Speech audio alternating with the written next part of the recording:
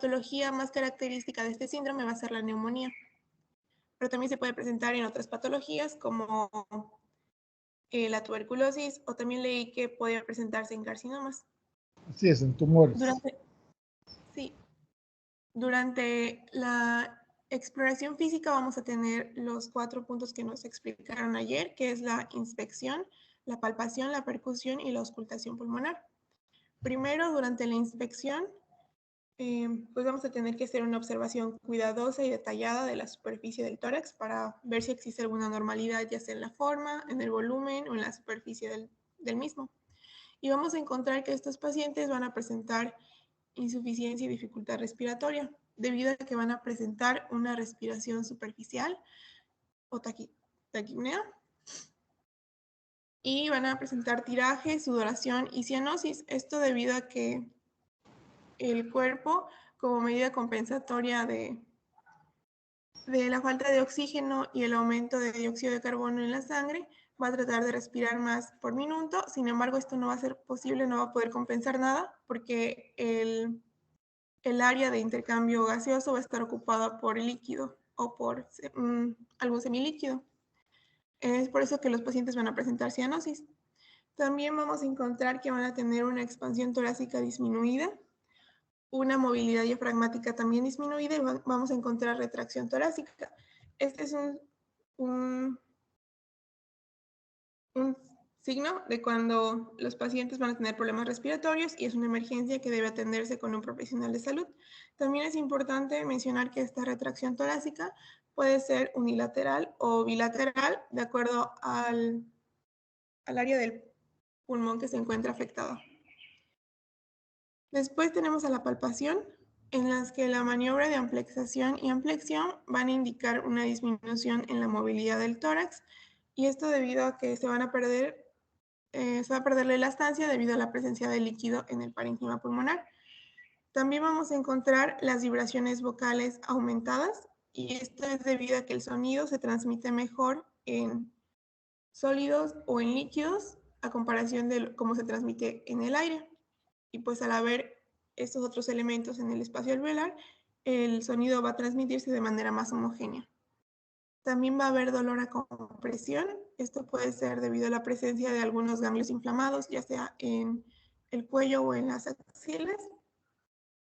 Y también vamos a encontrar temperatura elevada en la piel, porque sabemos que algunas patologías, como la neumonía, los pacientes presentan fiebre. Durante la percusión vamos a encontrar sonoridad disminuida o abolida. Ya no vamos a encontrar el claro pulmonar, y en lugar de esto vamos a encontrar una sonoridad mate o submate. La sonoridad mate se va a encontrar normalmente en aquellos órganos que están desprovistos de aire, como lo es el hígado y el corazón. Sin embargo, aquí lo podemos escuchar en el área del pulmón debido a este otro elemento que ocupa el espacio alveolar. Y una característica de la sonoridad mate es que, como dice ahí, es un sonido de baja densidad y de disminución breve. Y ahora van a hablarnos de la auscultación. En cuanto a la auscultación, los ruidos respiratorios van a aumentar en su intensidad. Los ruidos respiratorios pueden ser crepitantes, ya que se va a llenar los alvéolos por líquido, del exudado. También si hay daño bronquial, pueden llegar a ser roncantes, ya que se disminuiría la luz de las vías aéreas. E inclusive si se irrita la pleura, puede escucharse el flote pleural, pero sí, ya sería más raro. Algo destacable, muy destacable de la auscultación pulmonar, es el soplo tubario, que es como un ruido similar a soplar por un tubo. En algunos documentos se describe rudo, intenso, de tonalidad alta, que se incrementa con la máxima inspiración. Esto debido a que, como mencionó mi compañera, va a aumentar la transmisión del sonido en los pulmones, ya que se va a solidificar. También por esto mismo va a aparecer la pectoriloquia por las zonas de condensación, ya que como hay mejor transmisión, La voz del paciente se puede escuchar con claridad en zonas en zonas donde vamos a auscultar. Inclusive se puede llegar a hacer pectoraliquia áfona, que es de que es la voz del paciente que va como que a hablar bajo, se puede oír con claridad cuando se ausculta. También va a haber ausencia de murmullo vesicular, como hay menor distensión. El sonido que normalmente se escucharía por la aspiración va a desaparecer porque ya no se distinguen tanto los alvéolos. Y como mencioné, pues los ruidos respiratorios pueden ser crepitantes. Ahora, en cuanto a la radiografía. A ver, detente tantito. A ver. Quiero hacer notar una cosa porque es muy importante. Cuando el pulmón se consolida, ya sea por inflamación o por presencia de un tumor, ¿sí? Ya nos lo dijeron, es muy importante esto, que la transmisión de los ruidos, sobre todo de la voz, está aumentada. Péguenselo porque eso es un dato diferencial con otro síndrome, ¿sí? Vibraciones vocales aumentadas, y cuando las vibraciones vocales están aumentadas, también tenemos, cuando las vibraciones vocales están aumentadas, también tenemos aumento de la transmisión de la voz auscultada. Van de la mano.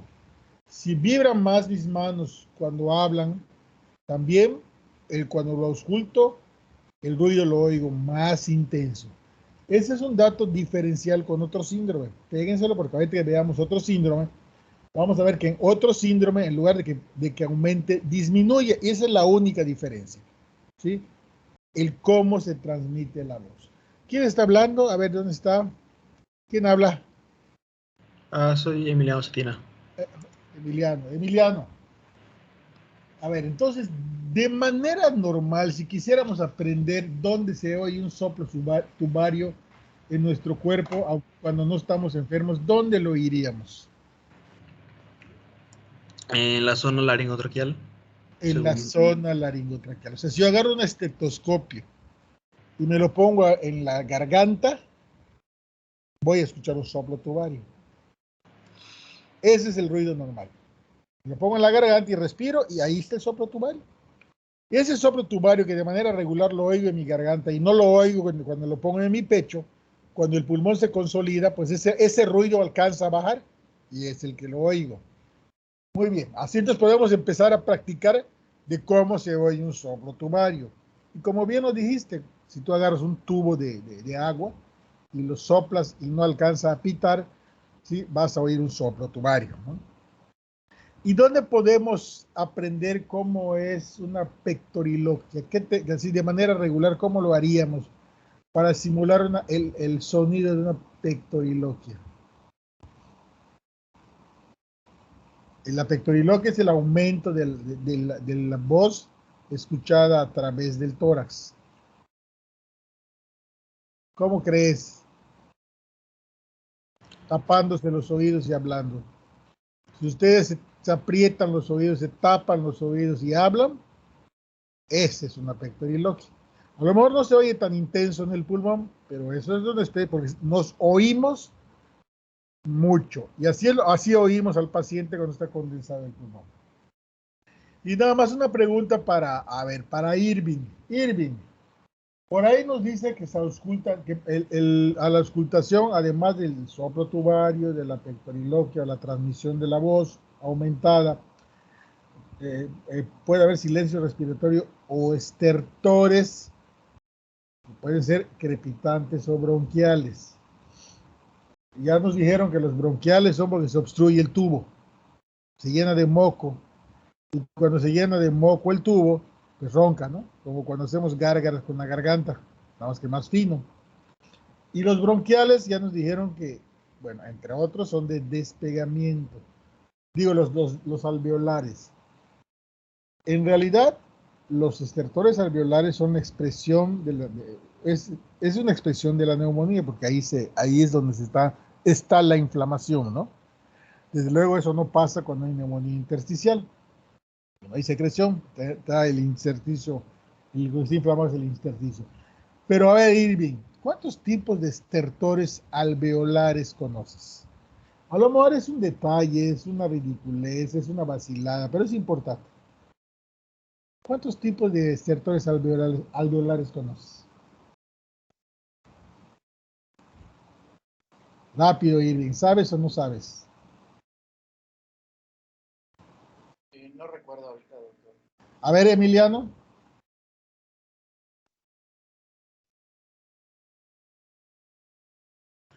Solamente recuerdo los periféricos, que son los que están aquí. No recuerdo los otros. ¿Alguien lo sabe? ¿O yo? ¿Se refiere a si son húmedos o secos, doctor? A ver, Aaron, primero yo, ¿cuántos tipos de estertores hay? ¿Sí? Aquí ya nos dijeron dos. Sí, los bronquiales, que son los roncantes, son los roncus. Los bronquiales son roncantes. Y un tipo de alveolares, que son los crepitantes. ¿Qué otro hay? Subcrépito. Subcrepitantes, que también son alveolares. ¿Sí? ¿Y cuáles más? Falta uno. Los que oímos en el asma. Silbantes. Silbantes. Pues cada uno tiene su razón de ser, ¿no? Los silbantes y los roncantes se ocasionan en la vía respiratoria gruesa, en los tubos, ¿sí? Los roncantes porque el tubo se llena de líquido y ronca cuando pasa el aire. Y los silbantes porque el tubo se estrecha y silba cuando pasa, se vuelve un silbato el pecho. Y los alveolares porque los alveolos se llenan de líquido y entonces o se despegan o burbujean. Entonces, los alveolares hay de dos tipos, ya lo dijeron, los crepitantes y los subcrepitantes. Los más finos son los crepitantes, y los crepitantes se ocasionan cuando el alveolo inflamado y pegado, porque hay líquido, se despega y suena como el crujido de un pelo, como cuando frotamos pelo con pelo. Y se oye al final de la inspiración. ¿Por qué al final de la inspiración? Porque al final de la inspiración es cuando se despega la interfase líquido de las dos paredes alveolares y suena rac, rac, rac. Entonces ahí tenemos una característica de un alveolar. Es muy fino, como el frotar de pelos, y suena al final de la inspiración. Los subcrepitantes no se ocasionan por despegamiento, sino por burbujeo. ¿Sí? Cuando ya el alveolo tiene más líquido, pues ya no se pega, ya las paredes están separadas porque el líquido ya aumentó. Pero su paso del aire burbujea, como cuando soplamos, pero más delgadito, un popote en agua.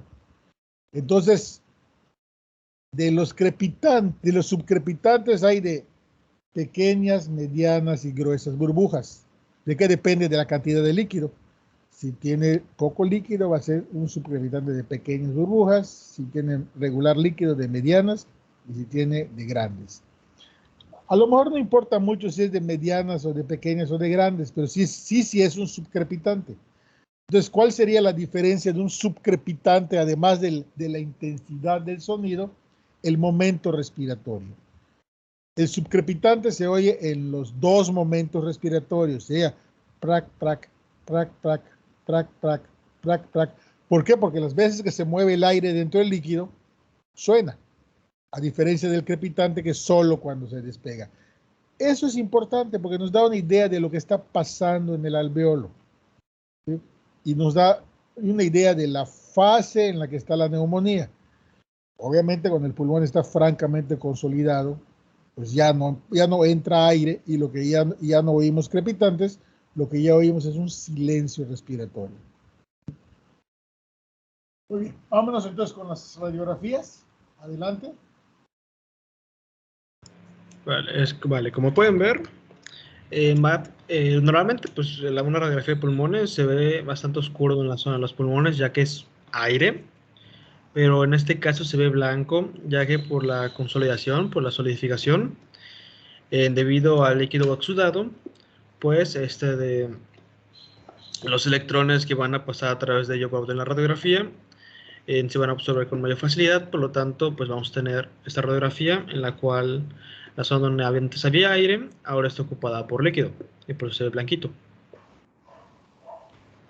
Perfecto. Entonces, en términos generales, cuando el aire está desplazado por líquido, por pus o por carne o tumor, el sitio donde hay desplazamiento del aire por otro componente que no es aire se vuelve blanco. ¿Estamos? Como ya bien nos dijeron, ¿por qué se vuelve blanco? Porque no permite el paso del rayo como lo permite el aire. Entonces, lo que estamos viendo aquí en esta radiografía, pues son del lado izquierdo vemos una zona de consolidación ahí donde está la fe. Bueno, digo de consolidación, porque puede, y aquí decimos de neumonía, pero también puede ser tumor, también puede ser líquido. Ahorita vamos a ver cuál sería la diferencia radiológica entre una cosa y otra, ¿no?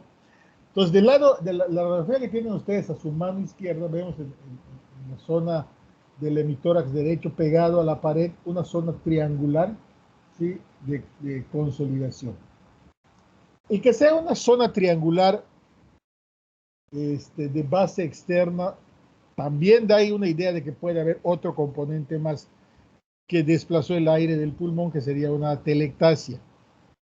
¿Sí? Es posible que ahí haya una telectasia por la zona triangular que estamos viendo, es posible, ¿no?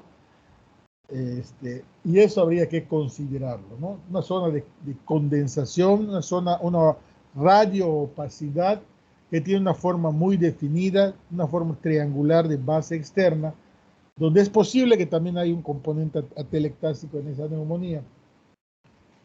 ¿Cuáles son los otros datos que nos hablarían de una zona neumónica, una zona de presencia de infiltrado pulmonar? Bueno, aquí no lo vamos a poder ver bien porque la resolución de la fotografía no lo permite. Pero cuando hay neumonía, también vemos sobre la zona de consolidación una cosa que se llama broncograma aéreo. ¿Qué es el broncograma aéreo? Pues los bronquios que tienen aire todavía resaltan sobre la zona blanca que está consolidada y le vemos como unas estrías, como unos pelitos encima, que son los bronquios reflejados sobre la imagen blanca. Cuando hay un tumor que desplaza también los bronquios, pues eso ya no lo vemos tampoco, ¿no? Entonces son datos que sugieren consolidación inflamatoria y no tumoral, ¿no? Son detalles radiológicos. La siguiente pregunta es, ¿cómo podríamos decir que esta zona blanca no es un derrame? El derrame que sea por pus, por sangre o por líquido. ¿Cómo lo podremos decir? Ahorita vamos a ver esto y lo voy a señalar porque es importante que ubiquemos algunas cosas importantes de la radiografía. A ver, ¿quién está hablando conmigo? A ver, que prende, voy a prender mi cámara. Que prende su cámara, ¿quién habla conmigo? Vamos a platicar. Muy bien, Juan. Vamos a ver algunas partes. Aquí la flecha nos está marcando la zona normal del lado derecho. Aquí también del lado derecho. ¿Sí? Pero vamos a ver algunas cosas. ¿Qué es esto? Esta columna negra que estamos viendo aquí. Debe ser la tráquea. Esa es la tráquea. Y la tráquea debe tener una posición central o lateral. Central. Central. Eso es muy importante. ¿Qué es esto que estamos viendo aquí? La zona blanca, pues debe ser el líquido, o sea. No. Sí. No, todo es que tiene forma de pera, ¿qué es? Se refiere al corazón. ¿Y la parte de arriba del corazón, esto? Los vasos sanguíneos, Está bien, son los vasos sanguíneos, es el pedículo del corazón. Entonces, entre pulmón y pulmón, entre otras cosas, pero solo las que podemos ver, entre pulmón y pulmón tenemos cosas que se pueden mover, ¿sí? Ok. A la tráquea están los bronquios principales, está el pedículo del corazón y está el corazón, ¿sí? Entonces, ¿cómo se llama el espacio que está entre pulmón y pulmón? Intrapulmonar. Tiene un nombre especial. Es el espacio intrapulmonar, pero tiene un nombre especial. Empieza con M. A ver quién le ayuda, Emiliano. Ese espacio que está entre pulmón y Mediastino. mediastino. M, escuché N. M. No, mediastino, bueno. No, me confundí por eso. El mediastino es un espacio que está entre pulmón y entre pecho y espalda. Y contiene el corazón, los grandes vasos, ganglios linfáticos, vasos linfáticos. Y luego, entonces, esa es una cosa que se puede mover, se mueve, ¿sí? No está fijo. Entonces, eso es muy importante que lo ubiquemos porque tienen una posición. Y ya vimos la posición de la tráquea, ya vimos la posición del pedículo del corazón. Okay. Y esas estructuras que están en el mediastino, cuando se comprimen, se pueden ir para un lado o para otro. O cuando se retractan, se pueden ir para un lado o para otro. En este caso, estamos viendo que el mediastino está en su posición. Probablemente está un poquito del lado derecho de la tráquea respecto a la otra placa. Vean, la tráquea está aquí mero central. Y aquí está un poquito del lado derecho. Esto quiere decir que a lo mejor hay algo aquí que se desinfló el pulmón. Y al desinflarse el pulmón, está jalando un poquito la tráquea de este lado. Es posible, ¿no? O es posible que el paciente tenga volteada su cabeza hacia el lado derecho. También puede ser. Entonces es muy importante que ubiquemos esta estructura de medio, porque nos va a dar idea de que si esto es una consolidación o es una ocupación.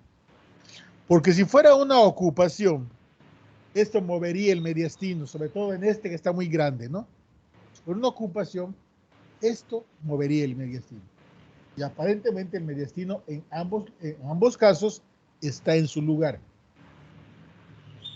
¿Qué es esto? Este punto de aquí y este punto de aquí y este punto de aquí. ¿Cómo les llamamos? Quien sepa, levante la mano para ayudarle a Emiliano, ¿eh?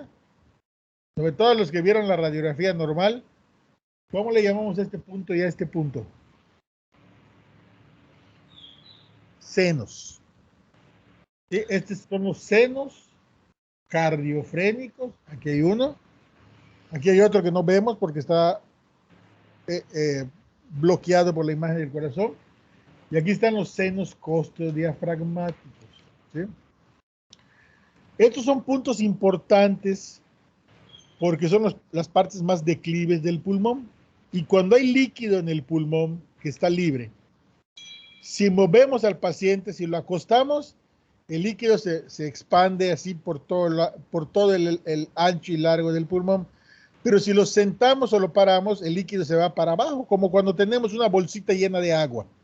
Si tenemos una bolsa llena de agua y no está totalmente llena y agarramos la bolsa, el líquido se va para abajo y me forma una interfase líquido-aire que podemos ver. ¿Dónde se forma? Pues se forma en los senos. ¿Sí? Entonces ahí estamos viendo en una placa de 2 posiciones, cuando hay líquido libre dentro del tórax, podemos ver ese movimiento, cómo cambia la imagen en una placa acostada con respecto a una placa sentada. ¿De acuerdo? ¿Qué es esto, Emiliano? ¿El hígado? Es el hígado. ¿Qué es esto? ¿El estómago? Es el estómago. Esta raya que divide hígado con pulmón. Diafragma. Que tiene forma de cúpula, diafragma.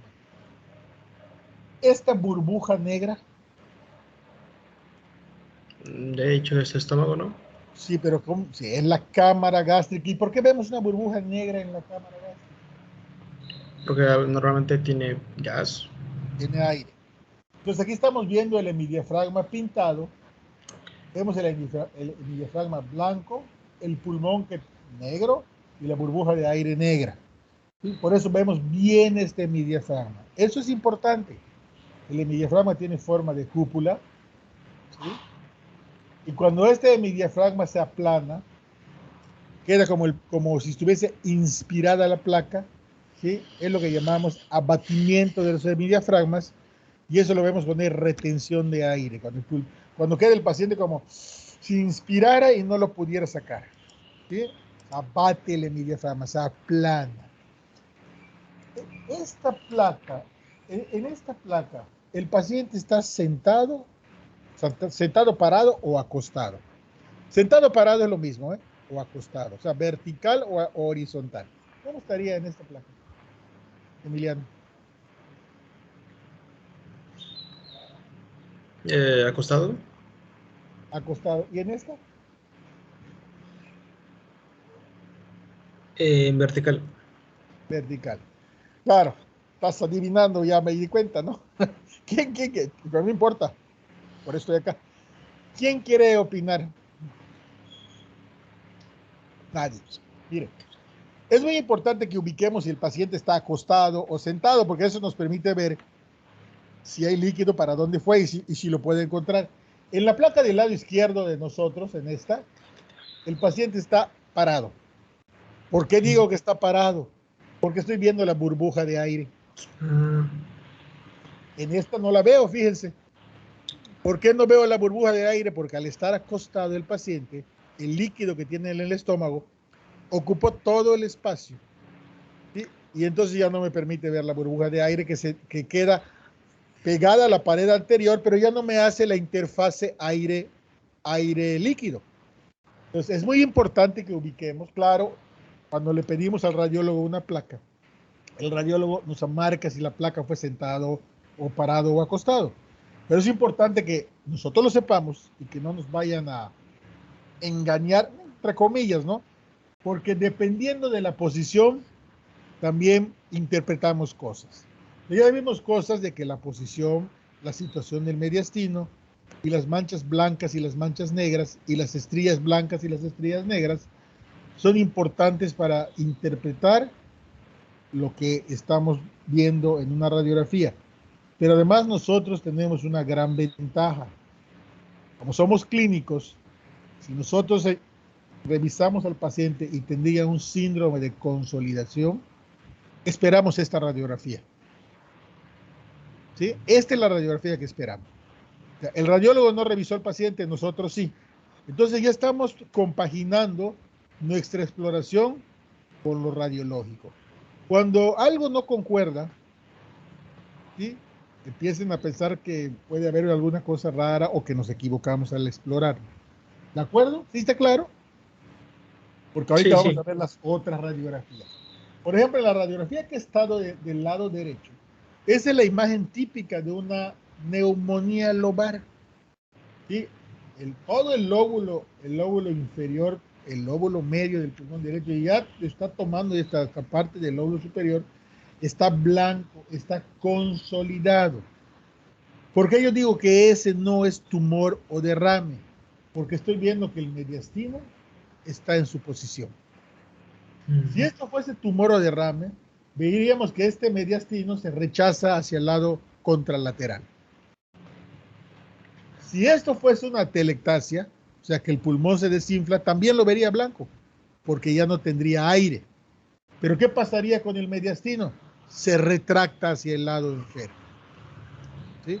Entonces, una mancha blanca puede ser consolidación, puede ser tumor, puede ser líquido o puede ser atelectasia. Pero hay que ver la posición del mediastino, porque si el pulmón está ocupado, rechaza. Y si está desinflado, retracta. ¿Sí? Muy bien. ¿De acuerdo? Sí, sí. Gracias. Esta es la última tuya, ¿no? Sí, sí es. Entonces vamos a ver el que sigue, porque ahí vamos a ver los siguientes ejemplos de cómo vamos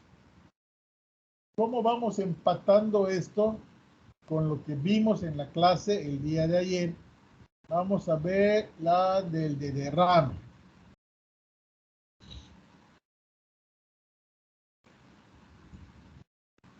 Adelante. Hola Jesús, María, Silvia. Hey, buenos días. Pues nosotros vamos a hablar sobre lo que es síndrome del derrame. Puede pasar al siguiente, por favor. Gracias. En el caso de las manifestaciones de cómo se identifica así por primera vista un derrame, pues se encuentra lo que es disnea, ahí me equivoqué, es apnea y palpitaciones. También se puede identificar por tos seca y irritativa y dolor intenso y localizado que va a empeorar con la tos, ya sea con tos, estornudo, la respiración profunda, incluso con movimientos bruscos. Ahora bien, en el caso de una anamnesis ya más profunda, pues tiene que buscar datos, por ejemplo, de antecedentes de hepatitis B o de alcoholismo, de edema de los miembros inferiores con diabetes, también se puede buscar el contacto con tuberculosis, los antecedentes de tabaquismo y pérdida de peso y dolores articulares y ingesta de fármacos.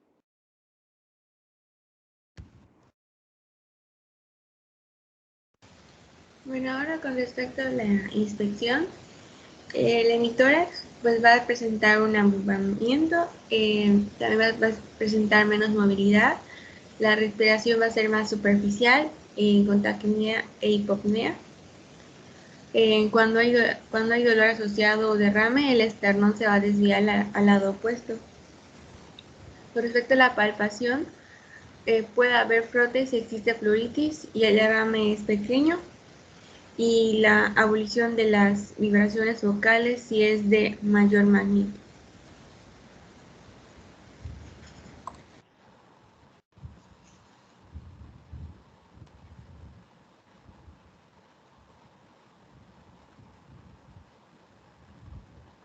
¿Qué pasó? ¿Quién sigue? No vino. ¿Qué sigue?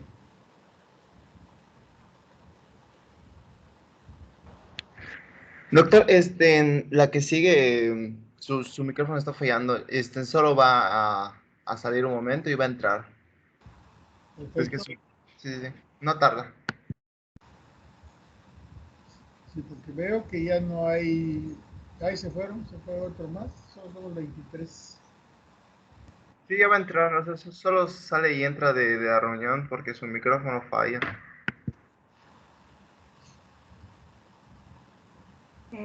Disculpe, ¿ya se me escucha?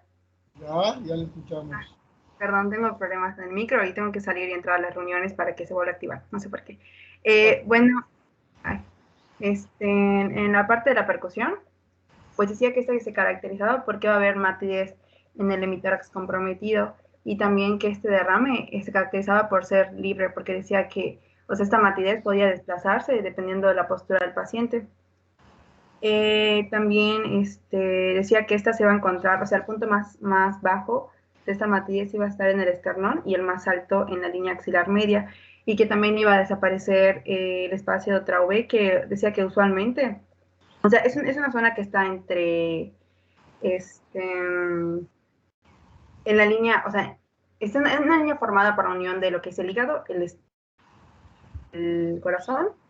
En la parte inferior tenía lo que es el borde costal y estaba de forma medial limitada por lo que es el borde inferior del hígado y lateral por lo que es el vaso. Entonces decía que esa zona usualmente era timpánica, pero por el derrame iba a ser mate.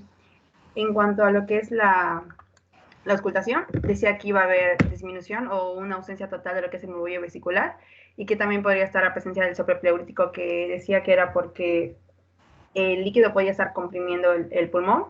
Pectoroloquia áfona, que esa decía que era porque, o sea, existe la capacidad de distinguir las palabras, pero de forma susurrada por el paciente, y egofonía, que decía que, o sea, aquí sí se podía distinguir la voz, pero estaba como que un poquito alterada y usualmente se escuchaban tonos altos. Y esto iba a estar en el límite superior por condensación secundaria a la compresión del derrame. A ver, aquí ya hay un detalle. Y hay que corregirlo, ¿no? ¿De dónde tomaron esto? Del Argente de Semiología Médica. Me llama la atención algo. Bien. En la inspección podemos encontrar exactamente lo mismo que encontramos en el síndrome anterior. En la percusión podemos encontrar exactamente lo mismo que encontramos en el anterior. Pero en la palpación, vean ustedes. Vibraciones vocales están abolidas.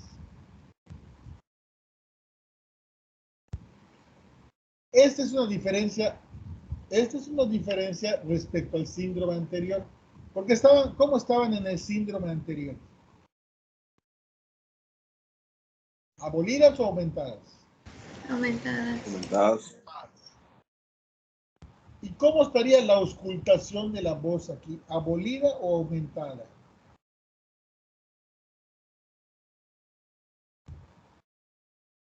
Abolida. Entonces es muy importante que lo pongamos aquí, que quede claro.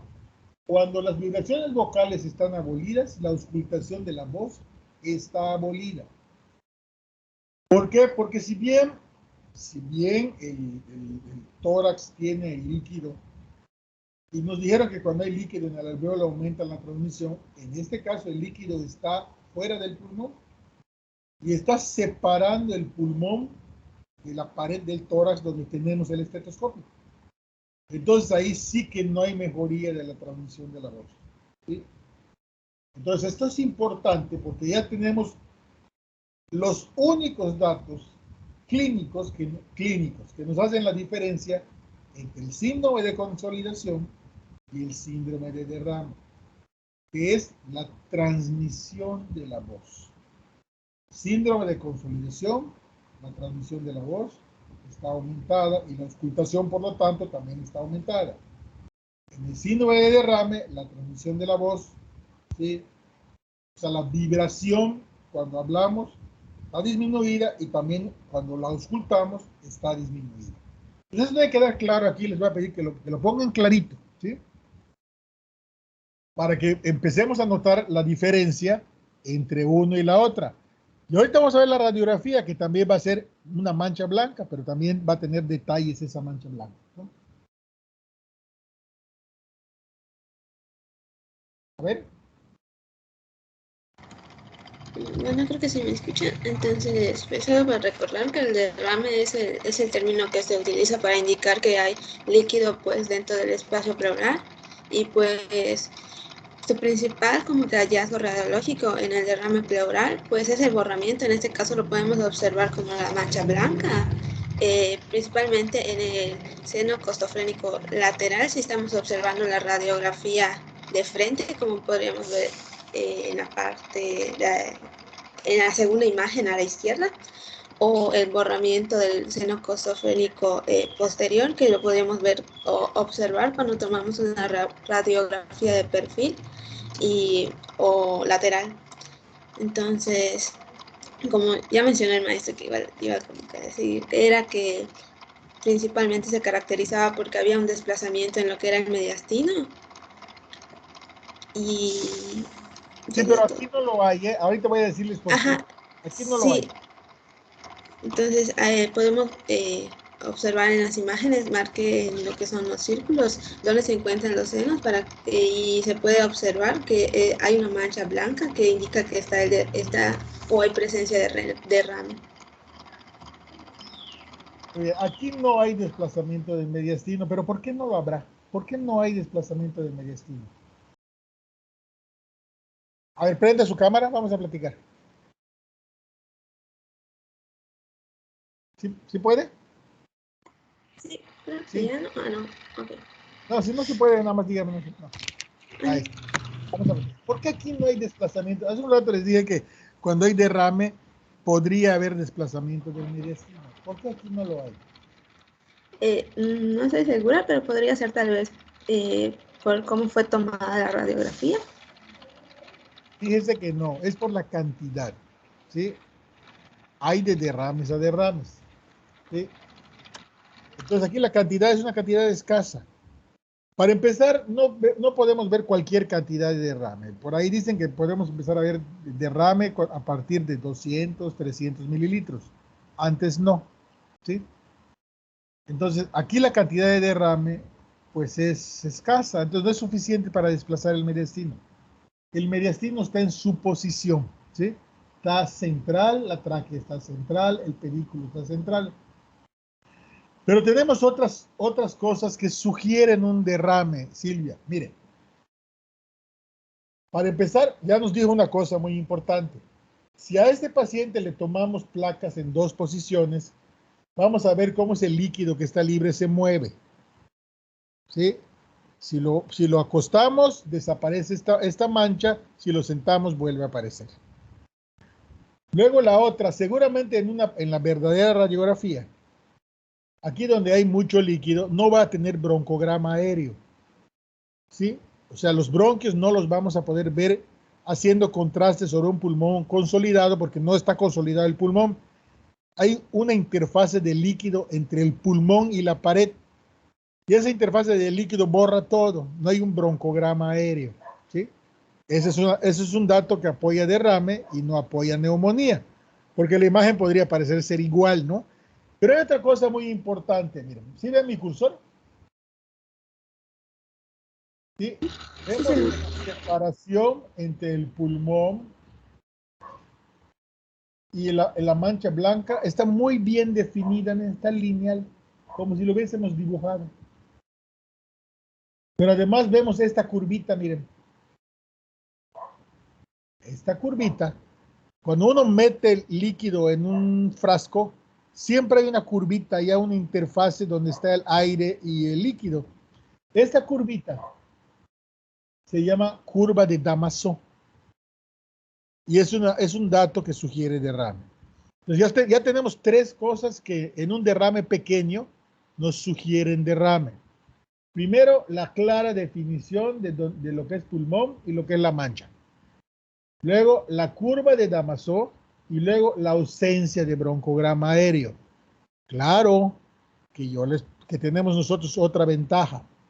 Ya exploramos al paciente y aquí en esta zona seguramente hay silencio respiratorio, seguramente la vibración vocal está disminuida y la transmisión de la voz está disminuida.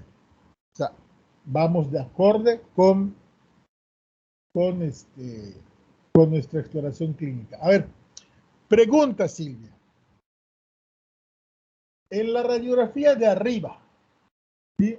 Vemos aquí en la que está del lado derecho, vemos aquí un balazo, ¿lo ves? Está más negro, ¿sí lo ves? Una bolita negra. Y luego vemos esta raya y esta raya.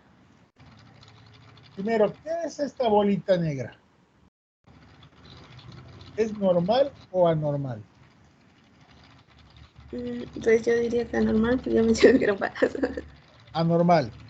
¿Alguien quiere ayudarle a Silvia?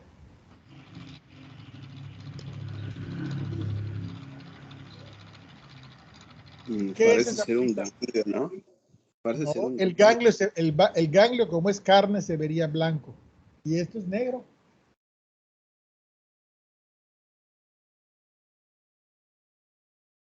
Es un bronquio tomado, visto de frente. Como si tuviésemos el tubo de frente y lo que estamos viendo es la luz del bronquio. Por eso se ve una bolita negra. Un bronquio grueso, ¿sí? Un bronquio principal cortado de frente y lo que estamos viendo es el aire que está dentro del bronquio. Por eso parece un balazo. Una bolita. Doctor, entonces está como a la altura del hilio eso, Más o ¿no? menos. Ujú. Más o menos. ¿Sí? Vemos dos manchas. Vemos esta y vemos esta. ¿Qué es esto? ¿Qué es esto que está más alto y esto que está más bajo? Silvia. A ver, los que vieron radiografía normal. A ver si Pues yo diría que por decir, bueno, lo que marco primero sería como el límite del pulmón, por decir, y obviamente lo que está abajo sería, pues,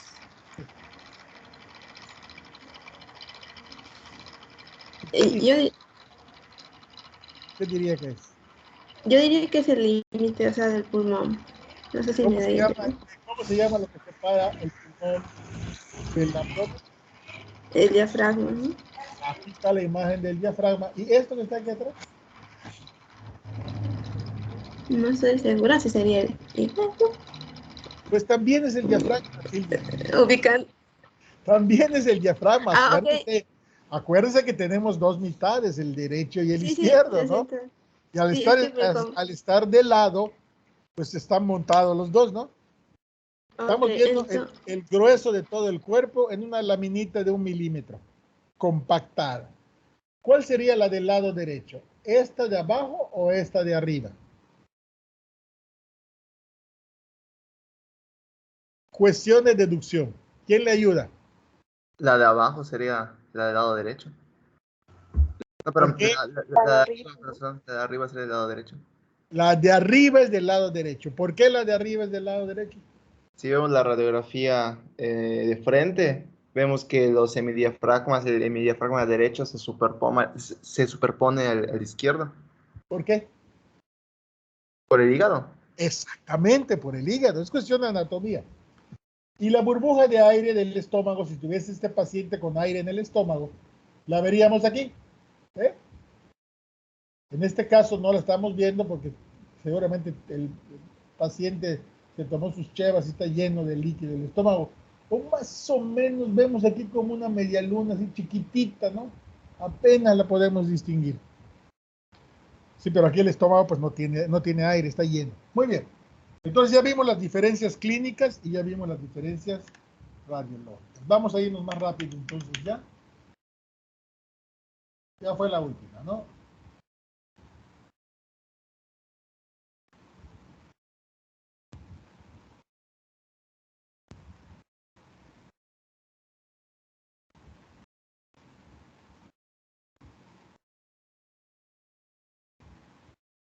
A ver, entonces, aquí.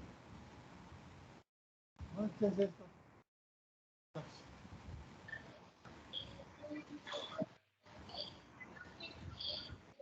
Sí, buenos días. ¿Me escucha? Sí, escuchamos. Ok. Bueno, se mencionaba que un 20% aproximado de los pacientes que presentan neumotórax por lo general son asintomáticos, pero cuando estos se presentan, pues los que más predominan son el dolor torácico y la disnea. El dolor torácico por lo general es de presentación súbita y se encuentra localizado en el lado del neumotórax. Y este dolor tiene características pleuríticas y junto con la disnea se pueden resolver espontáneamente de 24 a 72 horas después de su presencia. Entre los signos, pues si se presenta de manera significativa o importante, pues puede haber signos de dificultad respiratoria, que pues son el uso de la musculatura accesoria.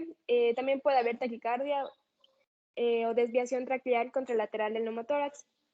Pero esto solo como que hace presencia de que hay una enfermedad pulmonar subyacente significativa.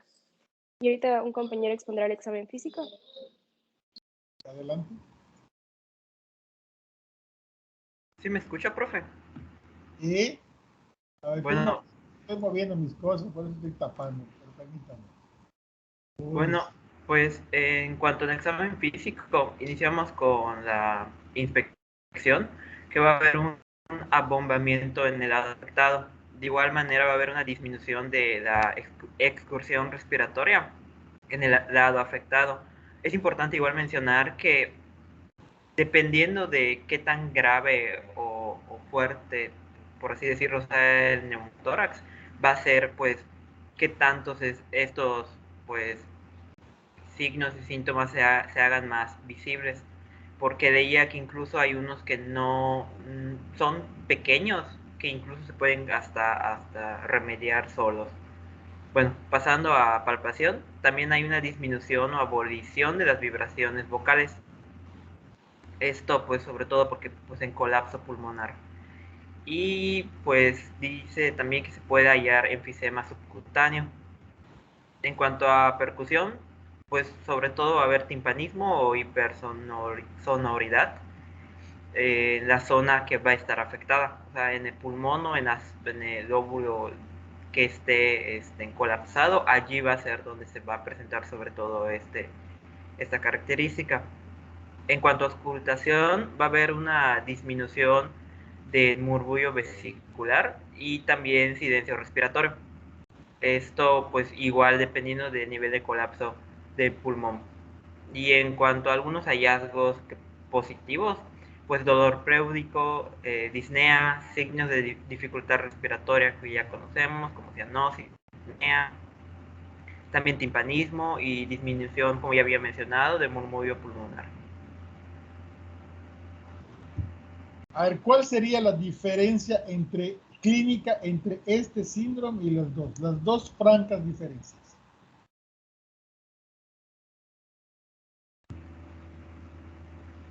Sobre todo, creo yo, el murmullo vesicular, que aquí no No, existe. no, No, tampoco existe en nosotros. Al no haber pulmón, no hay murmullo vesicular tampoco. A ver, ¿quién lo dice? La hipersonoridad, doctor. Exactamente. La hipersonoridad. ¿Sí? En los otros, la percusión era mate. Y en este caso es timpánica. La transmisión de la voz de este se parece a la transmisión de la voz del derrame. Pero aquí, a diferencia del derrame, ¿sí? No hay mate, hay hipersonoridad, y eso es muy importante que lo vayan ubicando, porque son esos detalles, ¿sí?, los que van haciendo la diferencia entre un síndrome y otro.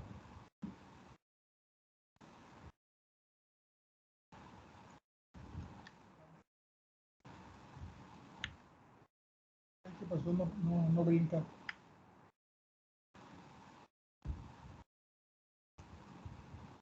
A ver, se trabó esta cosa.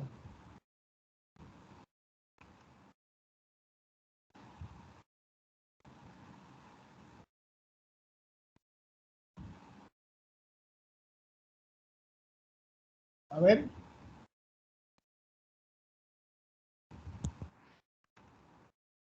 Ok, ¿me escuchas, doctor? Sí. Sí, bueno, aquí de hecho la parte un poquito más como que digamos obvia, ¿no? Es esta, la lucidez, ¿no? Que va a estar tremendamente aumentada, ¿no? Porque como sabemos la parte lúcida de los sistemas que tienen aire, ¿no? También menciona que se encuentran líneas definidas que se van a curvar hacia el ápex pulmonar. Aquí se puede ver específicamente, ¿no? Que es en el pulmón derecho, cómo está totalmente definida una línea, ¿no? Que demarca esta zona de donde se encuentra en el aire. Aquí sí puede haber desplazamiento del mediastino. El aplanamiento de las cúpulas diafragmáticas que hace que pues se pierda también lo que es el receso, ¿no? El receso diafragmático, y va a haber una ausencia de vasos entre el límite del pulmón y la pared torácica. Eso es muy importante, ¿sí? Entonces déjame ayudarte. Bueno, aquí lo que tenemos es un neumotórax a tensión. Este hemitórax está a punto de reventar. Hay un globo aquí donde vean las paredes cómo están. El hemidiafragma que debe ser una cúpula para arriba, se volvió como esta, se volvió una cúpula para abajo, ¿sí? A tensión, ¿sí? El pulmón está negro, negro, negro, negro. No tiene esas manchitas blancas que tiene este por acá, esas rayitas, ¿sí? Está totalmente negro. La silueta de las costillas, que aquí vemos, aquí no la vemos, están totalmente guardadas por la cantidad de aire, ¿sí? Luego aquí, no lo vemos bien, pero aquí hay una bolita que está para acá. Ese es el pulmón que está hecho bolita, que está roto. Vemos cómo la burbuja de aire llega hasta aquí y vemos cómo la tráquea, mira, en lugar de estar aquí, está aquí. El corazón, en lugar de terminar aquí, se pega para acá. El pedículo del corazón, en lugar de estar aquí, está del otro lado. Entonces, este es un neumotórax. Atención, aquí este paciente se debe estar muriendo. ¿Por qué? Porque esta gran burbuja de aire ya está aplastando y seguramente le está impidiendo respirar con el único pulmón sano que tiene. Ya vimos varias cosas. La inversión de la imagen de la cúpula diafragmática, esta gran burbuja que se ve redonda como si hubiese inflado una vejiga, el negro, negro, negro, negro sin nada en su interior, ¿sí? Y el desplazamiento del mediastino hacia el otro lado. Esos son los datos que nos sugieren neumotórax. Creo que fue la última.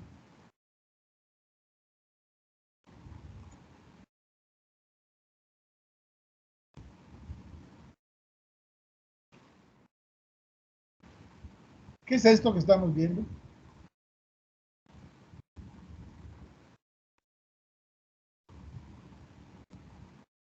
¿Qué es? Una consolidación, ¿no? ¿Quién habla? Aarón.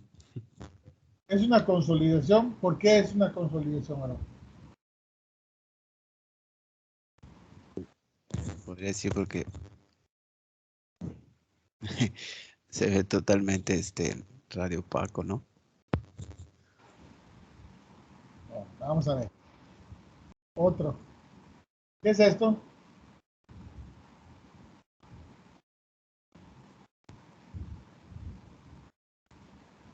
¿No es un hidrotórax? Ese es un hidrotórax. ¿Por qué es un hidrotórax, José? Por la, o sea, por está tan blanco que a mí me hizo pensar, por ejemplo, que está lleno de líquido, está infiltrado totalmente. Está blanco, blanco, pero tiene además otras cosas. Este es un hidrotórax, es un derrame. Es un hidrotórax, el derrame es hidrotórax, ¿no? Uno de los datos, ya lo dijiste, está blanco, blanco, blanco, blanco, no tiene el broncograma aéreo que tendría si fuera una zona de neumonía. ¿Qué otra cosa tiene? ¿Cómo está el mediastino, José Miguel? ¿Qué es esto que está de lado? ¿Será la tráquea eso? Esa es la tráquea. ¡Wow! ¡Qué desviada está! Que debería estar acá. Sí. Está acá. Y la silueta del corazón no debería acabar acá, debería acabar acá.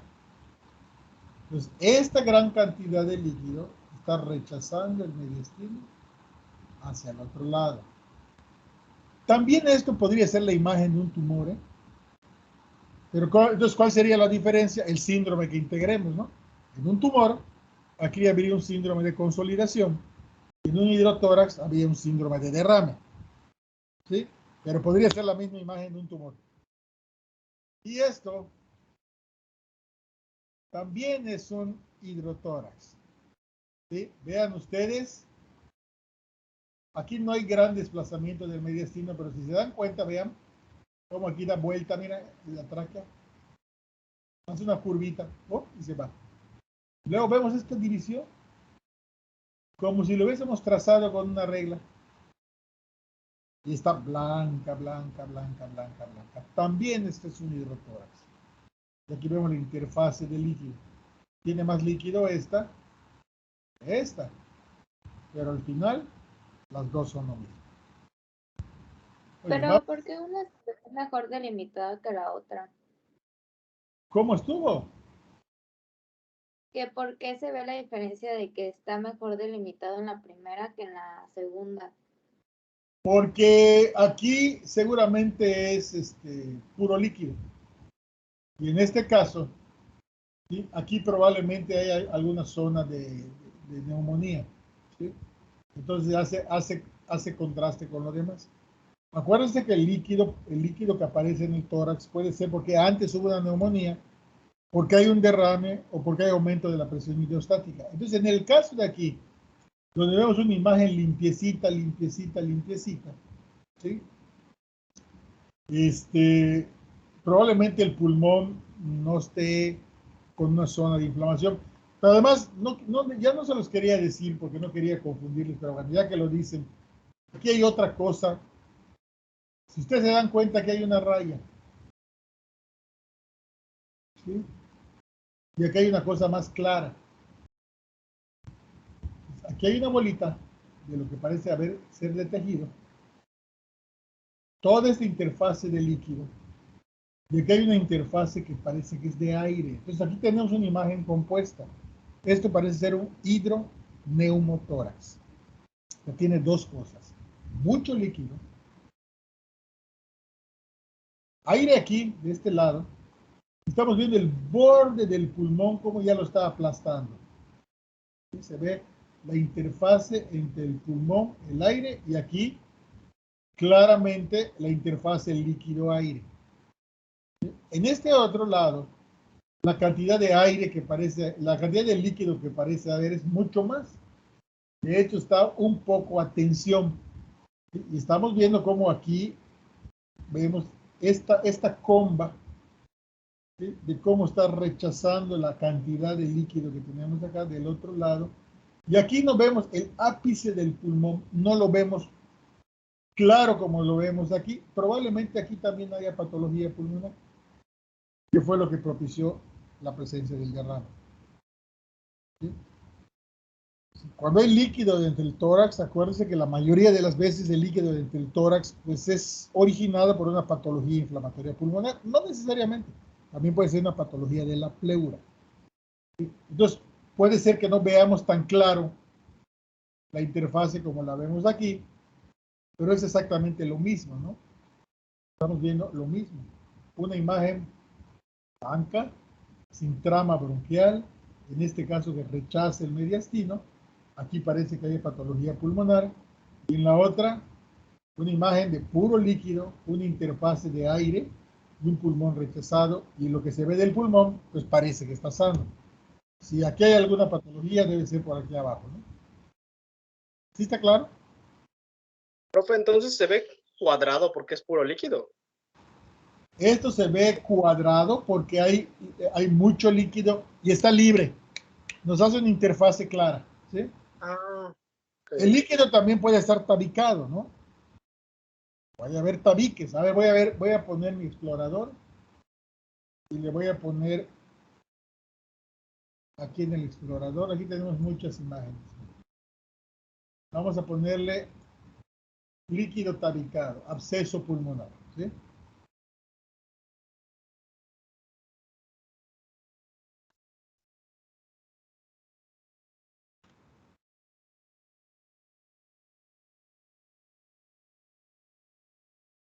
Bien. Aquí vamos a ver otras cosas. Miren, esta es la imagen de un absceso pulmonar. Tenemos el pulmón sano,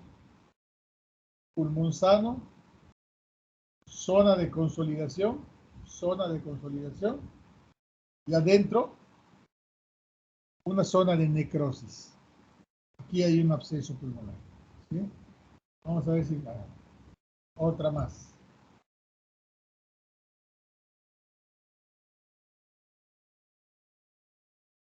Este no es un absceso, este es una zona, lo que nosotros llamamos un neumatocele, ¿sí? Zona, en este caso el paciente está parado o sentado.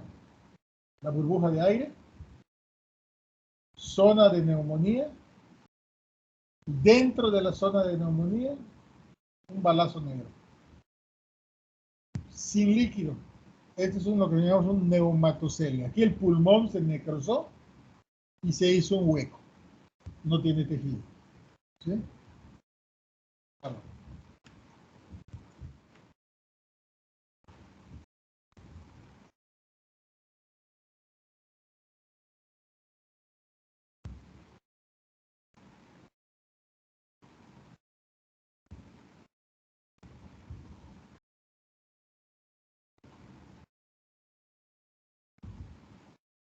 Bueno, aquí no se vale porque esta es una tomografía, ¿no?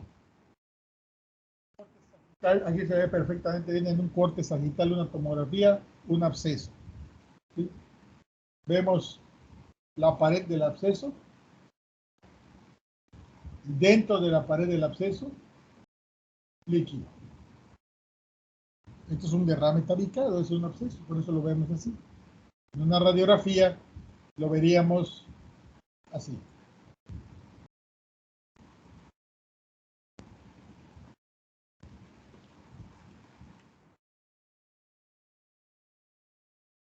Zona de pared del absceso, zona de interfase líquido, aire.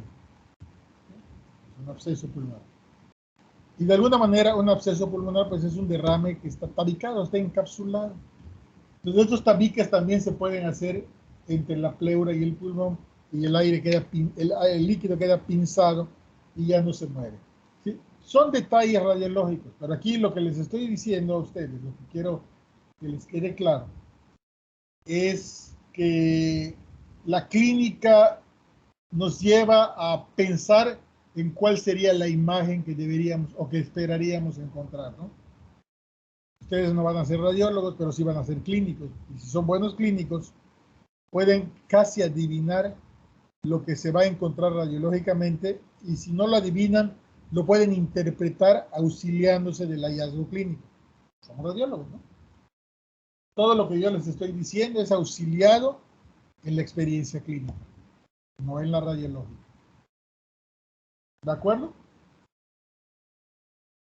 Entonces vamos a ver la última.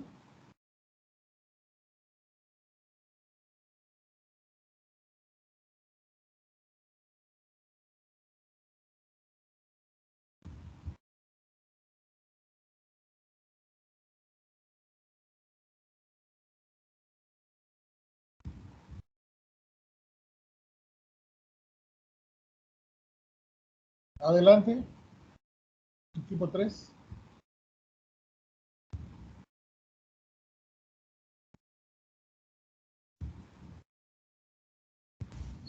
Sí se escucha, ¿verdad, doctor? Sí.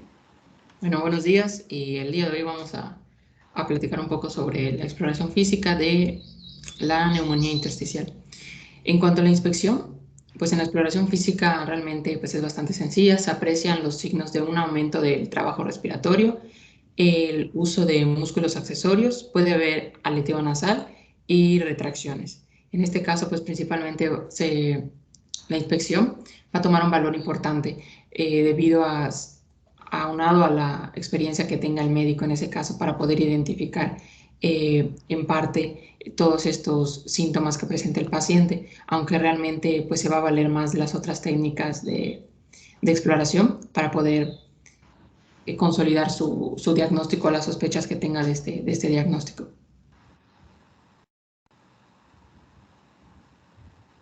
En cuanto a palpación, lo que pude encontrar es que va a haber una ampliación disminuida, es decir, como tal la expansión del tórax.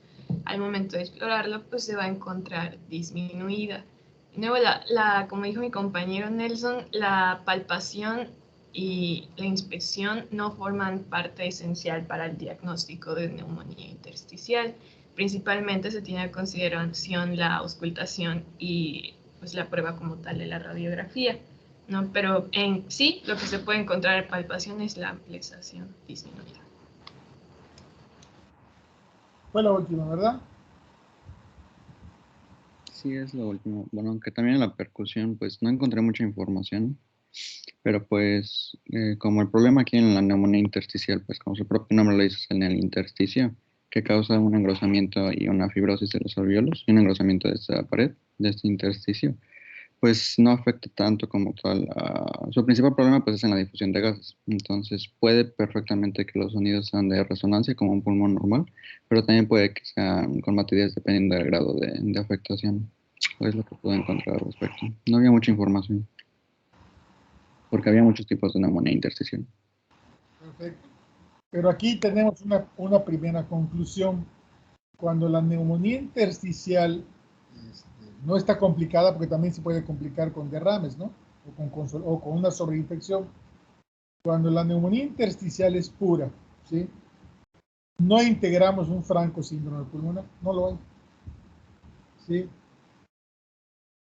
De repente casi oímos normal el pulmón, casi lo oímos normal, pero hay mucha afectación de la transmisión de los gases, el intercambio de gases. ¿Sí? No es, puede ser que inclusive no oigamos crepitantes, que oigamos un crujidito allá como cuando la puerta no tiene aceite. ¿Sí? Pues no hay un síndrome pulmonar claro, no francamente definido. No hay datos auscultatorios de líquido en el pulmón. Puede ser que oigamos algún crujidito, ¿sí? Generalmente los movimientos tienen datos de dificultad respiratoria que no quedan explicados claramente por lo que estamos auscultando, como que está medio raro lo que estamos viendo. Y lo mismo nos pasa con la radiografía. ¿Sí? Si ustedes ven esta radiografía, ¿sí? Esta radiografía, si la penetramos un poco más con los rayos, ¿sí? Es una radiografía que parecería normal. ¿Sí? El detalle de la normalidad son que parece que tiene pelos, tiene un infiltrado reticular, y aquí, pues es una placa franca con infiltrado reticular que no siempre está así, ¿no? Y ahí les tienen puesto ¿cómo se llama? En el dibujo, ¿por qué tiene una imagen reticular? Porque son los tabiques los que están engrosados, ¿no? Y creo que fue la última. Muy bien, ¿alguna pregunta, duda o comentario? Doctor, ¿la neumonía intersticial puede complicarse a neumotórax? Claro, o sea, cualquier proceso inflamatorio del pulmón puede hacer que se rompa un alveolo y causar neumotórax. O puede ser que empiece a trasudar líquido y que hay un derrame. O sea, cualquier cosa que inflame el pulmón puede acabar en neumotórax o en derrame. Claro que hay causas más frecuentes. ¿Qué es lo que causa más frecuente un derrame? ¿Un virus o una bacteria? Es una bacteria. Pero un virus también lo puede hacer. También el virus puede consolidar el pulmón, pero generalmente no lo hace. Entonces, en medicina no siempre que veamos una cosa es igual a la otra. Ahí está el chiste del asunto. Pero trabajamos con frecuencias y con probabilidades. Y sí, cualquier cosa que afecte el pulmón puede hacer que se rompa. Por ejemplo, en los que tienen bronquiectasia, el POC, enfermedad pulmonar obstructiva crónica, y tienen bronquiectasias. ¿Qué son las bronquiectasias? Pues son saquitos que se forman al romperse las paredes alveolares por haber fumado. Entonces, el alveolo, que es un saco chiquito, se vuelve en un saco más grande, y eso es lo que llamamos una bronquiectasia. ¿Sí? Bronquiolos y alveolos. Y todo eso que creció, si se obstruye de alguna manera y aumenta la presión, se puede romper. Y eso causar un neumotórax. A veces el neumotórax se causa por el esfuerzo. Cuando vimos tosferina, ¿sí? Nos dijeron que una de las complicaciones posibles de la tosferina era neumotórax. ¿Por qué la tosferina puede dar neumotórax? Pues porque el toser tanto aumenta la presión intratorácica e intrapulmonar, y eso puede vencer la tensión del alveolo y romperlo. ¿Sí está claro? Pues todo lo que afecta al pulmón o lo que aumente la presión intratorácica puede hacer que se rompa el pulmón. Y si se rompe el pulmón, pues hay fuga de aire. Muy bien, vamos con neumocistosis. Tenemos media hora para neumocistosis de punta a punta. Una pregunta, doctor. ¿Sí? ¿Escucho? ¿Cuándo sería adecuado utilizar el término neumonitis en vez de neumonía? A ver. ¿Qué te importa? No importa mucho el término, sino lo que implica. Cuando hablamos de neumonía, el término IA, ¿sí? Quiere decir enfermedad. Neumonía, enfermedad. Y neumonía, para nosotros médicos, cuando vimos neumonía, casi estamos pensando que lo que le está causando la enfermedad al pulmón es una infección, aunque no necesariamente. El término neumonitis lo utilizamos más cuando pensamos que la inflamación del pulmón no es causada por una infección. Pero al final del día es una inflamación. Por ejemplo, neumonitis química. Si yo estoy en un incendio, y me meto y respiro aire y mucho dióxido de carbono o mucho calor, el pulmón se me puede inflamar. Y eso me causa una itis, una inflamación, neumonitis. Entonces, en términos generales, una neumonía siempre será una neumonitis, está inflamada. Pero le ponemos IA de enfermedad porque el pulmón, porque decimos que es por una infección. Y itis, generalmente lo decimos cuando es por líquido, cuando es por aspiración de ácidos, pero creo que no importa. No importa mucho si es itis o IA. Una neumonía al final lleva implícito una inflamación del pulmón, o sea, una itis. Y una neumonitis química o por respiración de gases tóxicos, al final es una enfermedad del pulmón y es una neumonía, nada más que ya no es infecciosa, sino es química. No importa mucho. No sé si está claro. Es un juego de términos en realidad. Sí, de hecho es que ese concepto es el que tenía, pero en que estaba leyendo precisamente este tema de neumocistosis, utilizaron el término neumonitis, entonces me queda la duda. Está igual. Aquí lo que importa es que definamos si es inflamación, esa itis del pulmón, es por bacterias, es por químicos, o es por otra cosa, ¿no? Por tumores también, ¿no? Muy bien, Daniela, me meto poco, de punta a punta sin interrupciones, y dejamos las preguntas y comentarios de su tema para abrir con la siguiente clase, que sería esta y tuberculosis. Adelante. Ok, bueno, voy a silencio arbitrario por... bueno, les voy a explicar el tema de neumocistosis. Y pues, ¿qué es? Pues es una infección en los pulmones que es causada por el microorganismo Pneumocystis jirovecii, que antes se clasificaba como Pneumocystis carini, pero pues ahora se determinó que que cuando se denominaba Pneumocystis carini era porque era clasificado como un protozoario, pero pues ya se determinó que en sí es un microorganismo micótico, es un hongo, y pues esto se consideró con base a análisis en el ácido nucleico y pues bioquímicos.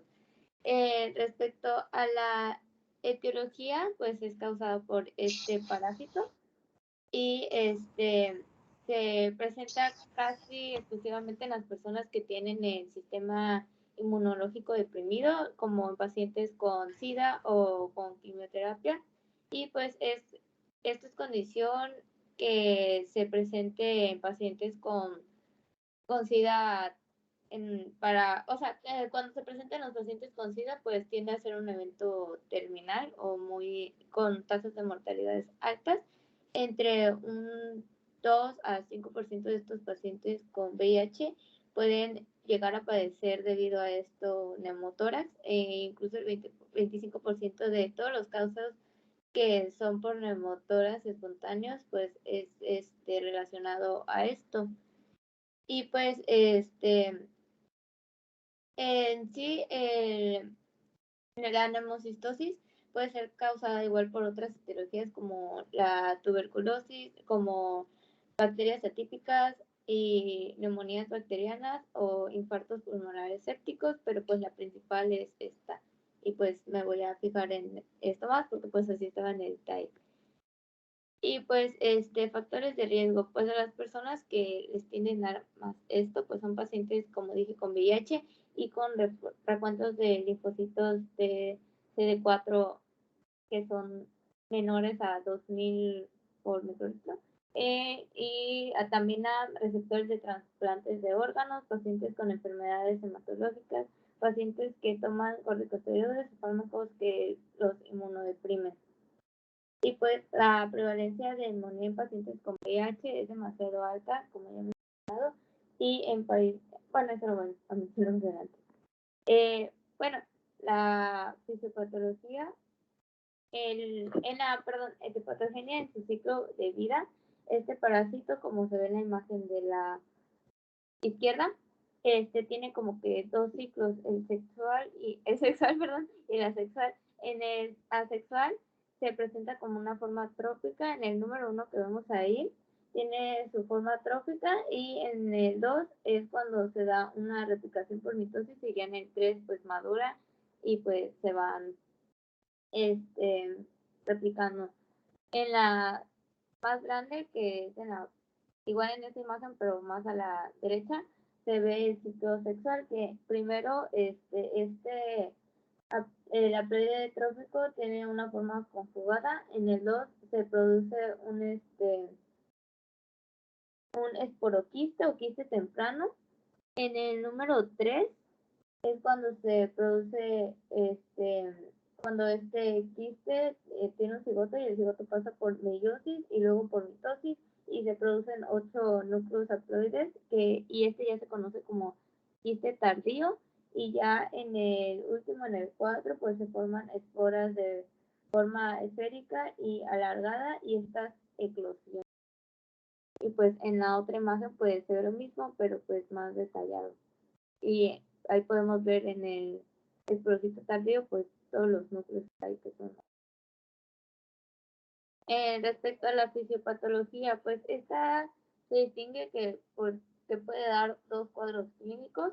El principal es la neumonía intersticial de las células plasmáticas y neumonía hipoalergénica y común. Pues primero se da la multiplicación intensa de estos parásitos en los espacios alveolares. Luego, pues, estos acúmulos de los microorganismos ocupan la superficie respiratoria libre, interfiriendo en el cambio gaseoso, y pues se forma el exudado y la reacción inflamatoria se aprecian los monocitos en las células plasmáticas e histocitos. Este parásito, pues, se nutre del líquido alveolar y pues de otras células que están ahí. Y pues en forma teórica, este es capaz de adherirse, perdón por el sonido, pero es capaz de adherirse a los neumocitos tipo 1 del epitelio alveolar y a los macrófagos alveolares gracias a expresiones de fibronectina, vitronectina y receptores de la manosa. Este organismo produce un componente llamado 1,3-beta de glucano, que es el principal componente de su pared celular, que tiene una importante generación en la respuesta inflamatoria pulmonar. Y pues se produce el factor de necrosis tumoral, que estimula a la interleucina 8, el interferón gamma y otras citocinas, que pues por esto produce la misma respuesta inflamatoria.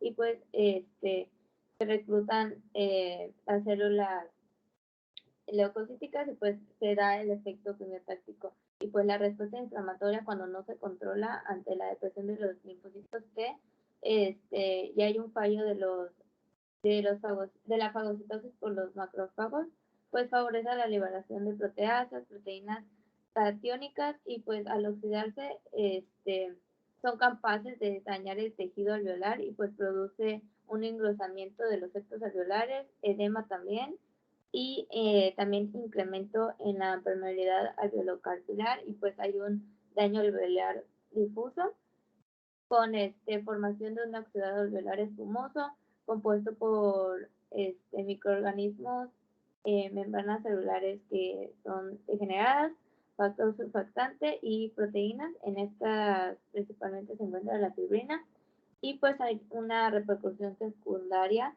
en el intercambio gaseoso. Y pues en casos graves y que no se tratan, pues se manifiesta hipoxemia, un incremento del gradiente alveolar arterial de oxígeno, alcalosis respiratoria, y hay una progresión de la insuficiencia respiratoria. Respecto a la epidemiología, el reservorio principal pues son los roedores. Serían como que los primeros reservorios, pues, y de ahí los secundarios serían los perros, ovejas, cabras, zorros, conejos, y pues después los humanos. Este parásito tiende a estar presente pues en el sistema pulmonar de los mamíferos, pero pues afecta como que más a los humanos.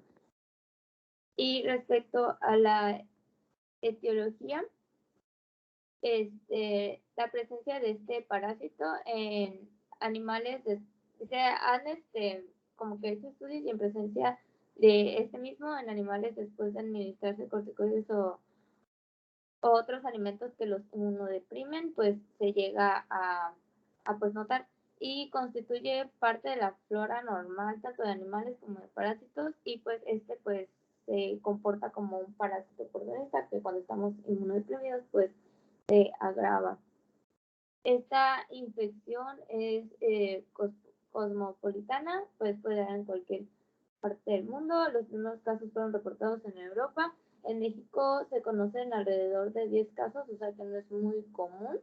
Es un padecimiento raro en la población en general y afecta a individuos con inmunodeficiencias primarias o aquellos que han recibido medicamentos citotóxicos o inmunodepresores, y pues que están prematuros o desnutridos.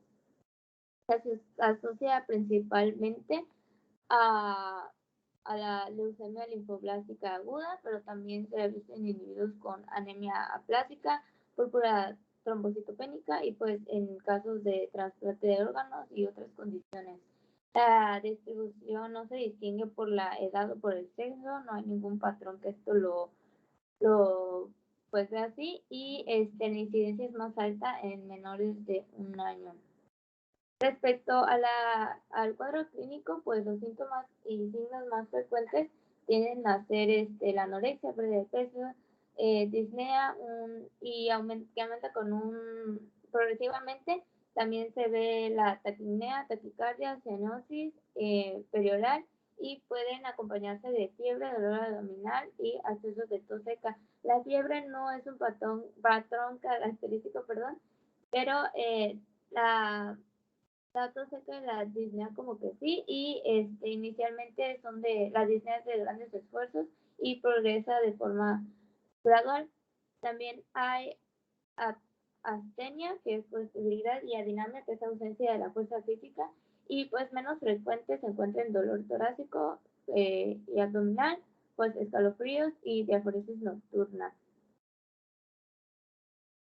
El curso de la enfermedad es insidiosa y la muerte sobreviene en pocas horas, a pesar de haber sintomatología escasa, puede llegar a ser hasta asintomático, y después de 2 a 3 semanas que se instala el cuadro clínico, pues puede complicarse. La mortalidad reportada varía de un 20% hasta 80%, pero se reduce en un 2% cuando es oportuno el diagnóstico y se trata adecuadamente. Se me olvidó mencionar que es como que algo diferente en los pacientes que tienen VIH y en los que no, porque en los pacientes que tienen VIH es un curso agudo, presentan síntomas prolongados con establecimiento de tos seca, fiebre, disnea, y se da en una evolución de 1 a 2 semanas. Su examen físico, pues en su examen físico se puede revelar pues la taquicardia y ocasionalmente cianosis, y como habían mencionado los compañeros cuando dijeron lo de neumonía intersticial, es que la auscultación es normal, pero pues se tienden a escuchar crepitantes o sibilancias ocasionales en estos pacientes. Y los pacientes sin VIH, que son por otras causas, su inicio es más rápido, de pocos días de evolución clínica y llega a ser un poco más grave. Eso había leído, aunque no lo encontré muy, no sé, con qué coherencia, tal vez esté mayor, pero también presentan una hipoxemia importante. Respecto al diagnóstico, había encontrado que se requiere demostrar, se requiere una demostración de los microorganismos en una muestra de esputo inducida por broncoscopía, y pues esta va a ser para una de las siguientes estudios que voy a mencionar, y se pueden hacer 3 estudios para su diagnóstico, y a los pacientes se les debe realizar una radiografía de tórax, evaluación de la oximetría y una confirmación histopatológica. Respecto a la radiografía, pues esta se muestra de modo característico por infiltrados biliares perihilares y difusos, pero del 20 a 30% de los pacientes llegan a tener radiografías normales. En la imagen de la izquierda pueden ver la diferenciación de esto, pero pues como ya habían mencionado nuestros compañeros, la radiografía pues puede verse como de una neumonía intersticial. Y eso no lo había estudiado antes, así que pues ahora ya lo sé. Entonces, también respecto a lo que había mencionado de la hipoxemia, pues puede estar presente incluso cuando la radiografía no se muestre como que algo relevante. El hallazgo de la hipoxemia puede ser un indicio importante para determinar el diagnóstico, y pues en la oximetría de pulso pues suele ser anormal. A menudo se obtienen por mediciones de gases de sangre arterial para mostrar la gravedad de la hipoxemia, pero no encontré como que los valores que llegan a ser determinantes para esto. Entonces, por último está la déjame meterme tantito. No hay valores determinantes, ¿eh? Okay. No existe, o sea, si tiene este valor es esto, ¿no? Aquí lo que, como se habrán dado cuenta, sigue siendo una neumonía.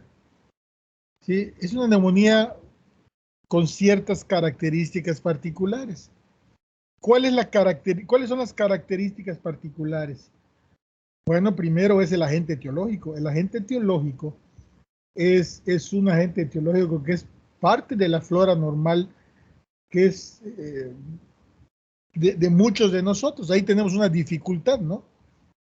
La neumocystis Guillain-Barré está en la vía respiratoria de muchos de nosotros y ahí no hay ningún problema, no pasa nada, ¿no? Entonces, ¿cuál es la otra particularidad? Es a quién enferma. Esta enfermedad la empezamos a ver mucho y en México sí es muy frecuente, no son 10 casos, son muchos más, solo yo vi 10 casos, ¿eh? Lo empezamos a ver cuando empezamos a ver inmunodeficiencia adquirida. Es cuando empezó a ver, tomó un realce esta enfermedad porque es a estos pacientes a los que afecta con mucha frecuencia. También tuberculosis, ¿sí? Cuando hablamos de tuberculosis vamos a oírlo. Entonces, es una neumonía del huésped inmunocomprometido, del hospedero inmunocomprometido. Y entre los inmunocomprometidos les gustan mucho los de VIH y los trasplantados, ¿no? Por las características de la inmunosupresión. Y una característica clínica, ¿sí? Es que el paciente radiológicamente se ve poco afectado, pero su intercambio de gases está muy afectado. De ahí tenemos paciente inmunosuprimido, radiológicamente poco afectado, ¿sí? Intercambio de gases muy afectado, por ahí DHL muy elevada, pues eso es una neumocistosis hasta no demostrar lo contrario. Claro, puede ser otra cosa, ¿sí? Puede ser otra citomegalovirus, puede ser otra cosa, otra neumonía. Pero ahí estamos poniendo las bases para pensar en esta enfermedad y luego pues casi la corroboramos al tener la observación del parásito en una muestra de esputo inducido. Aunque hay que recordar que muchos de nosotros también tendremos el parásito sin tener absolutamente nada. No tenemos una dificultad para el diagnóstico, ¿no? Adelante.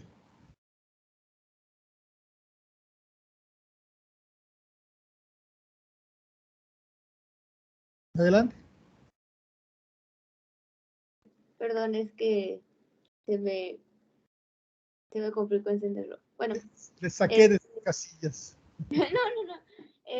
Para el tercer estudio que se va a realizar para el diagnóstico, pues es la demostración histopatológica y pues en esta se puede determinar por diversas tinciones como tinción con metelamina de plata, tinción de Hencia, la de Hencia, Grocott modificada, Gram o con anticuerpos monoclonales. Y pues en la detección basada en la reacción de la cadena de polimerasa PCR puede aumentar el rendimiento del diagnóstico y pues las muestras de esputo suelen obtenerse por esputo inducido, como mencionó el doctor, o por broncoscopía. Y la sensibilidad oscila entre un 30 a un 80% por el esputo inducido y a más de 95% por la broncoscopía con lavado alveolar. Y en la imagen de la derecha puse una imagen donde se puede apreciar este parásito en una, pues de un lavado broncoalveolar con una tensión de Hensa. Y pues también se puede determinar por medio del PCR. Respecto al tratamiento, bueno, en el tratamiento encontré que se usan dos fármacos, trimethoprim sulfametazol en una dosis de 15 a 20 miligramos sobre peso de trimethoprim, dividiendo las dosis de 3 a 4 por día. Este es un fármaco que sea como 3B, ¿no? Es efectivo, es bueno, bonito, barato. Y es su disponibilidad pues es alta. Se recomienda en una duración de 21 días, seguido de una profilaxis secundaria. Y pues este fármaco pues es bueno, pero tiene algunos efectos adversos como citopenias, farmacodermias, hipercalcemia, hepatitis o hepatitis, que solo se muestra como que en las primeras semanas de tratamiento. Y si se llega a tener alergias a las sulfamidas, pues se puede alternar con clindamicina o pentamidina. Y bueno, también allí que se tiene que dar como un tratamiento de corticoides, pero este debe ser como que más regulado porque se debe dar si el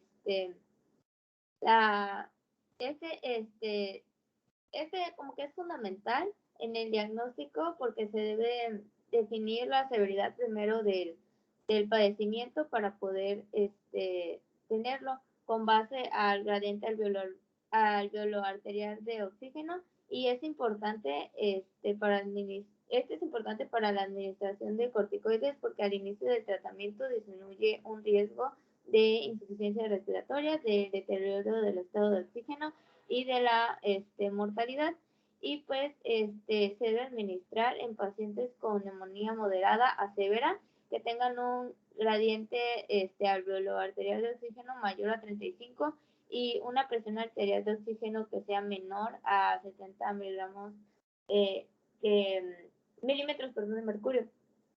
Y no, porque no se ha observado como que un beneficio en los pacientes que tengan una neumonía leve o a quienes ya se les haya dado un tratamiento con antimicrobiano. O sea, a quienes no se les ve un beneficio, también a quienes ya recibieron como que el tratamiento y luego se les da como que 72 horas después el tratamiento con esteroides, pues no. Y pues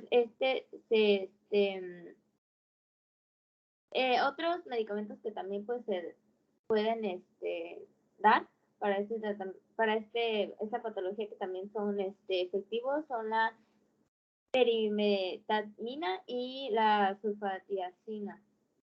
Y también encontré que se recomienda para los corticoides la prednisona de 40 miligramos, pues, o sea, como que va disminuyendo la dosis, porque primero se dan 40 miligramos 2 veces al día por 5 días, luego se dan 40 miligramos al día por 5 días y luego se dan 20 miligramos al día por 11 días y luego se suspende el tratamiento. Y pues para la prevención... A ver, nada más déjenme allá. Nada más para que no se nos pase. ¿Por qué en esta neumonía sí damos esteroides y en las otras no? Porque una particularidad de esta neumonía es el que afecta mucho el intercambio gaseoso. Entonces, cuando el intercambio gaseoso está así como les ponen allá, menos de 70, entonces el paciente ya está morado, ¿no? Prácticamente. Lo que se pretende hacer con el corticosteroide no es quitarle la infección, sino desinflamarlo todo lo que se pueda en sus tabiques alveolares, en sus alveolos, para que mejore esa difusión de gases, porque si no se va a morir, ¿sí?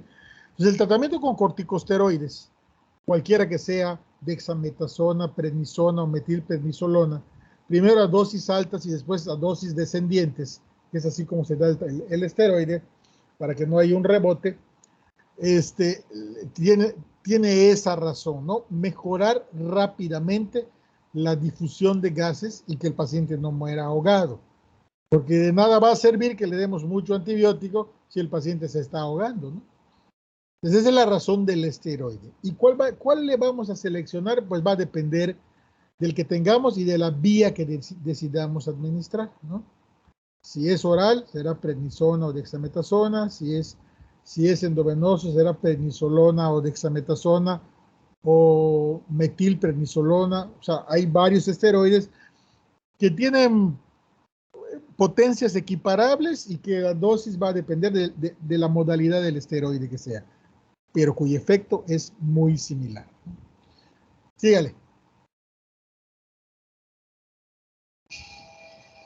Bueno, y para la prevención, pues los pacientes que ya están infectados por VIH, que han tenido alguna neumonía previamente, o un recuento de linfocitos que llega a ser mayor a 2000, o pues reciben una profilaxis de estos medicamentos que ya comenté una vez al día, y si este régimen no es tolerado, puede utilizarse Dapsona 100 miligramos por vía oral una vez al día, o pentamidina en aerosol 300 miligramos una vez al mes.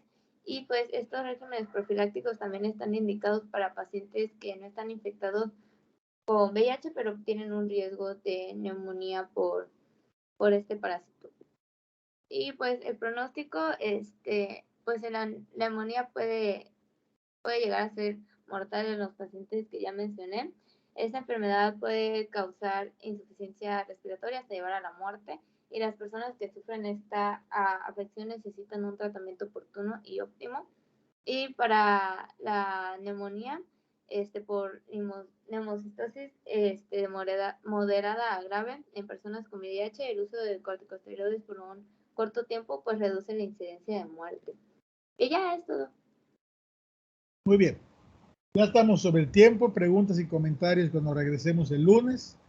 No les voy a dejar tarea. Descansen su fin de semana porque la siguiente semana va a ser una semana dura de tareas, ¿no? El lunes vamos a ver tuberculosis, histoplasmosis y coccidioidomicosis, que son tres entidades y se parecen bastante. Entonces vamos a aprovecharlas, verlas en un solo bloque para que notemos la diferencia entre ellas. Desde luego la etiología pues es una notable diferencia, ¿no? Y descansen porque nos toca hacer hadas la siguiente semana. Bien, pues nos vemos el lunes. Que tengan buen fin de semana. Gracias, doctor. Doctor, Hasta luego, Gracias, doctor, igualmente. Doctor, gracias.